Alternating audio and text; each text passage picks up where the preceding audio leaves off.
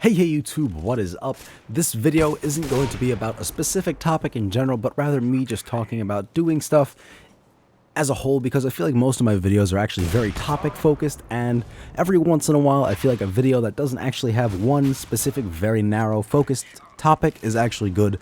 And I figure it's a good way to get out all the thoughts that I have that aren't really interrelated with every specific video that I make. Where if I'm making a Fallout video, I can't really go too much into detail on another game I'm playing because it doesn't really seem relevant. So I figured this would be a good video and a thing to do every once in a while, where I'll just post a video about all the thoughts that I've had that haven't been, I haven't been able to fit into the other videos that I've been making.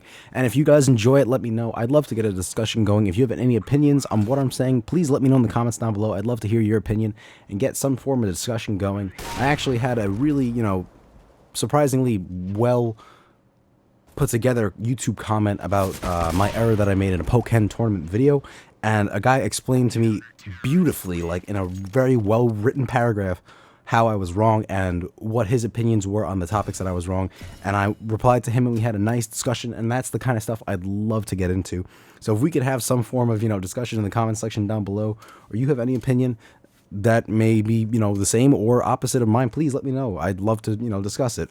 But anyway, I have some ideas of what I want to talk about already, and I guess let's start getting into them before this video drags on too long, because I don't want to make it too stupidly long. But something I've been noticing is that usually when I was a child or when I was growing up, video games didn't really come out all that, frequently. It wasn't usually like games coming out constantly throughout the year.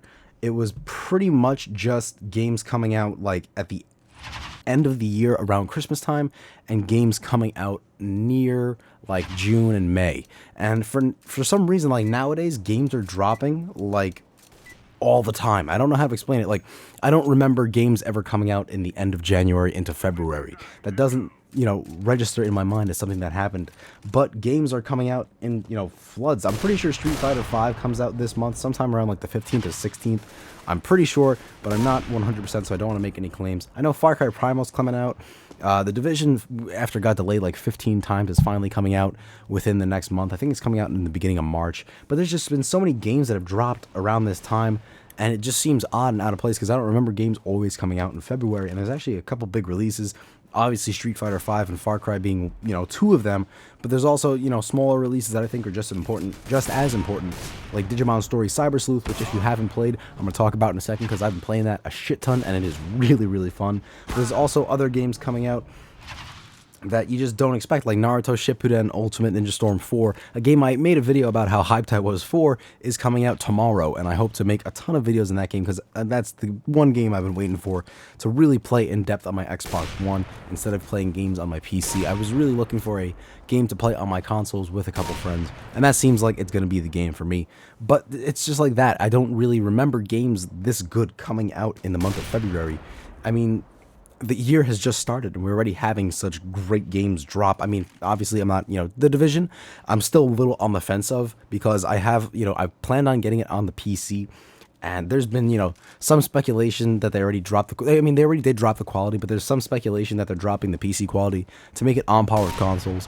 And that's something I don't really like, because it doesn't seem fair to the people that are paying to have the higher end machines and stuff like that, getting their, I guess, game quality dropped to a console, which means, like, if you're going to drop it to console quality, what would be the point in spending the extra money on a gaming PC when you could just buy the console and play the same level of game? I mean, in my opinion, gaming PCs are all about the, crazy, exponentially impossible dreams you can have about playing video games like VR and stuff like that, like Oculus Rift, the Vive by HTC, or just some crazy, insane, peripheral you could attach to yourself and play a game in a whole new way, or using a HOTAS, which if you don't know, is a I think it's like hands on throttle and stick or some shit like that. It basically is like a the flight stick that you would use. You could use it in games like Elite Dangerous. You can use a VR headset and a HOTAS in Elite Dangerous. It's a really, really cool thing to do. I don't have a VR headset yet. I do plan on getting one, and when I do, you can bet your bottom dollar I'm going to be playing with a HOTAS and be playing with a VR headset, because I do have Elite Dangerous, and that's a game I've been looking to dive into a little more. But back onto the topic of Digimon, which I did mention previously. That game is like a cross between Pokemon, some really high quality crack, and I don't know, Persona 4 Golden. Obviously, the crack is just to, accentuate how addicting of a game it is, but this game hooked me like Pokemon Blue hooked me back when I was like 4 and 5. This game, I don't know what it is, but it's mixing elements of Pokemon and Persona 4 beautifully together into some nice game that on its own, just, every once in a while you could see a little hint of an element of one type of game in it, and I really do appreciate that. It's not blatantly ripping off other games and just trying to be something that's not. It draws from other games that have existed in the past and makes a new experience, but draws on the old. That's something I do appreciate. I mean, to explain how good this game is, I don't often play too many video games now that I'm going to school and recording these videos, which, if you don't know, actually takes quite a while.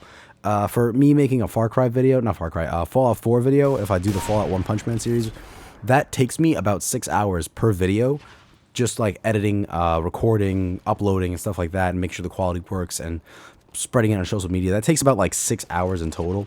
And in a day where I had school, I made a One Punch Man video, edited it and recorded it, spent 6 hours doing that. I also found time to play Digimon Story Cyber Sleuth for 7 hours on my PlayStation Vita. It's also on the PS4, so you can pick it up and you can cross-save between the two, which I think is really cool. But I mean, I don't see a reason to pick it up on the PS4 just because of how good the game looks on the PS Vita. Usually games don't look great on mobile. Digimon Story Cyber Sleuth did it right. I don't know how to explain it to you guys. This game looks crisp. It looks beautiful. There's really, really good high-quality textures and 3D model animations. There's really no other way to explain it. It just looks absolutely fantastic, and it plays great. It's super enjoyable, and for me to say a game's enjoyable nowadays, when there's just so many games dropping all the time, this game is something I could see myself sinking easily a couple hundred hours into. And the last game I sunk a couple hundred hours into, besides Destiny, which, I kind of feel a little burned on, I'll be honest with you, it was Killer Instinct, and that was just a fighting game, and I have like 400 something hours in that, and I did that in the period of like 2 months. So, like, if I really like a game and I'm really putting a ton of time into that game, I really do consider it to be a super high quality game. You guys might not have played Killer Instinct, but in Season 1 at least, I thought that was my favorite fighting game. I don't know, some of the changes they made don't really register with me, but I still play the game occasionally. I have like a Shadow Juggle figure that was like one of 5,000 made, and I have the Shadow Juggle character. But switching off of talking about Killer Instinct, because I just got kind of hooked on that for a second, Digimon Story Cyber Sleuth is a game that I was looking forward to for a very, very long time, and I picked it up on the Vita, and I don't regret it. So, if you guys have the ability to pick it up, I don't see a reason not to, I'll be honest with you. The game just plays so well and is such a good game, and has like an actually semi-interesting story for a JRPG to hook you for a really long time. That's not something you come across very often, and for a game to even be translated into English is, kind of a big deal. So if you enjoy the game and you enjoy Digimon and you want a little bit of that nostalgia, you can pick this game up, and it does help support the import market, which if you do like these type of games, you do have to support, because otherwise you don't get games like how Dead or Alive did something like that. Was it Dead or Alive? Or was it one of those weird fighting games that it was an offshoot of a fighting game where it was more like female focused and a little weird, but there was some discussion on it why it didn't get imported and stuff like that, and they said it was because of feminism. But what I really think it was is they just didn't have the market for it, and they wanted to look for an easy cop out, and they just said cultural differences on the way women are viewed and stuff like that. So I don't want to touch that topic at all, because that's not something I really want to put my 2 cents into. People have their opinions, and that's perfectly fine with me. I don't want to rattle a hornet's nest by misspeaking, but I do feel like, blaming cultural differences is a little extreme, and the games do, personify women in a way that, most can see as unflattering or sexist, and I could see that, I don't want to touch it any more than that, but I could see why people would have problems with that type of game, but I'm just not going to touch it any more than that, because, regardless of how a game looks, regardless of how characters look in a game, if a game's enjoyable, I'll admit some games are enjoyable, and that's that. But now that I'm done talking about that hot button issue, and I'm done talking about Digimon Story Cyber Sleuth, I just want to dive after playing Digimon Story Cyber Sleuth and just finally playing a good game. Besides something that came out a while ago for the first time, playing a good game at release, which is something that hasn't happened for me for a really long time. I'm really, really looking forward to Naruto Ultimate Ninja Storm 4, and I'm going to play through and try and do my recordings in everything in that game I can. I'm going to record all the boss battles with and without commentary. So if you want to watch, you know, the ending of Naruto Ultimate Ninja Storm 4, which is basically the ending of Naruto, the Shippuden manga, if you haven't read it and you want to watch it, and you know, if you don't like anime, because like the anime for Naruto is a little iffy sometimes, I'll be honest with you guys. If you wanted to see it without me, you know, being an asshole and commentating over it, I can 100% understand that. That's why I'm going to release it without commentary and with commentary, because there's 15 big boss battles in that game. I'm not sure if there's a full-fledged story mode, but I know there are 15 big boss battles that do cover plot for Naruto, and I'll do a commentary version and a non-commentary version, just to, you know, if you want to hear my opinion on it, you can. If you don't want to and you want to watch a beautiful game unfold, you can do that too. And that's, you know, I really feel like that's the best way to handle it, because I mean, obviously, if I'm playing like an online match, I'll commentate it or something like that. But if it's a story that, you know, I'm not saying I'm better than Naruto. There's no way that anything I can say on top of Naruto Ultimate Ninja Storm 4 can top what Masashi Kishimoto did with the story. And I'm not, you know, going to try and like top Masashi Kishimoto. So if you choose to like hear my commentary on it, you know, as like, you know, I guess more like a friend giving an opinion, that's cool. But I'm not trying to say I'm better than Masashi Kishimoto, and that's why I will respect, you know, his story and just release a non-commentary version so that you guys can hear it too.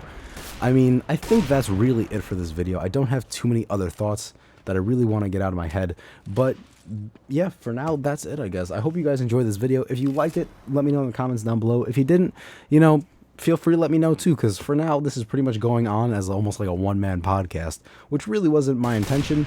But if it goes well and I think it's well received, I don't have a problem doing more of these in the future.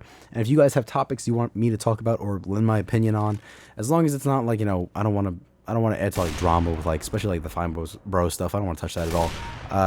But if you want my opinion on something, or have something you have an opinion on and you'd like to post it down below, please feel free to do it. If you want to follow me on Twitter, you can follow me on Twitter at Schwabs, or like my Facebook page, facebook.com/WithinDShow. The links to both of those are in the description down below.